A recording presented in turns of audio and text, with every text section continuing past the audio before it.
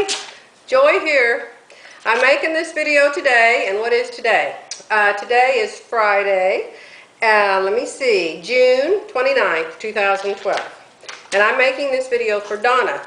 Donna put a comment on yesterday's blog asking me how I finished my necklines on the two knit shirts that I just made. And actually, I finished them both in a completely different way than I've ever done them before, and I really like it. Not that it's any new invention or anything, but all of the different products that I used work together really, really well. And I didn't even have to sew it down. I stitched this one a 1/4 inch away because I thought I needed to, but in the second blouse I made, the zebra print with roses on it, I didn't even stitch it down. And it's just going to stay, and it looks fabulous. So I'm going to show you what you do. If you have Sure Fit Designs, then you know how you draw your pattern from the blueprint, and you make the muslin, and you make sure that it fits you really well before you go any further and use your final material that you're going to make it up in. So if you're sure that it fits you really well, in Glenda's book she shows you how to make the facings. You take the paper, and usually I don't make facings for knits. Usually I just cut a piece of not biased, what do I want to say? I just cut a piece of knit, maybe 1 inch wide. Let me see, there's some lady named Pamela that does it that way. And just sew it on and then turn it and then sew it down.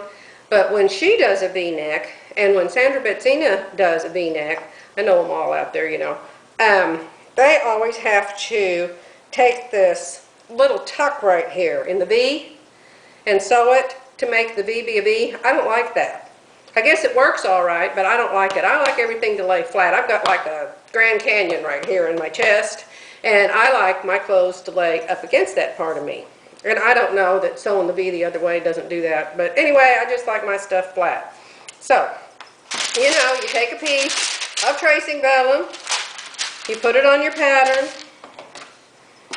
you draw, if the back is on center back, you draw a center back seam, you mark it center back, you trace the neckline. Hopefully you know it's the neckline that you like. Trace the shoulder, come out a certain amount.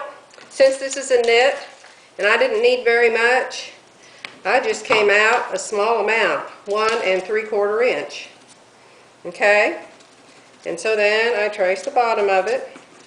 Okay, then, okay, so there, you can see I've drawn a back neck facing. Now, the front is the same way.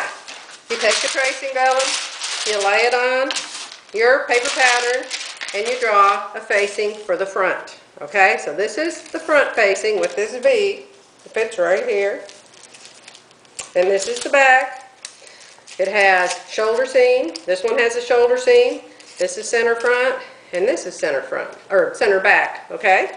So you get your two facings, no big deal there, okay?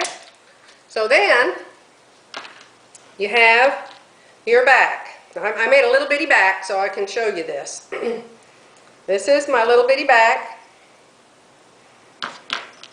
We're not going to do the front, we're just going to do the back. And this is the facing that I made, right here, the back facing. Here it is, cut out of the zebra print. Now this is the secret weapon right here. This is the best interfacing. Phyllis and I love it. I have yards and yards of it. I don't know, there might be another product that's just as good, but this is the one that we found, and this is the one that we like.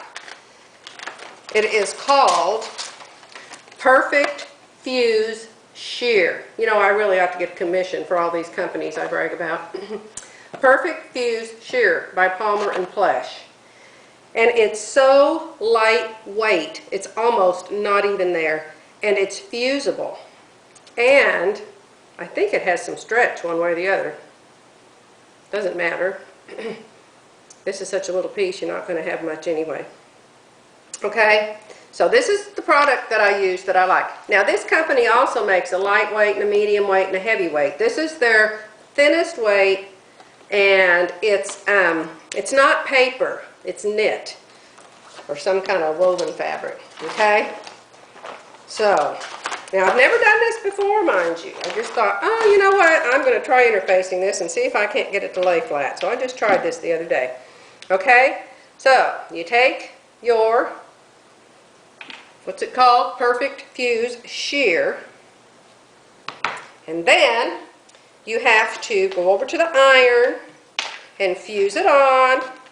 I'm sure everybody knows how to do that, but I'm going to put that in a separate video. I'm going to reset up my camera and put it over there by the iron because I have another secret tool. It's not a secret unless you don't know about it. The secret to me for a long time. But I want to show you it too because it really, really makes a difference in finishing these V necklines. I suppose any shape neckline, but especially the V's because it makes it lay so flat. Okay? So I'm going to stop this one and call it part 1, and then I'll go over to the iron and we'll call it part 2. Okay? Let me turn the camera off and start another one.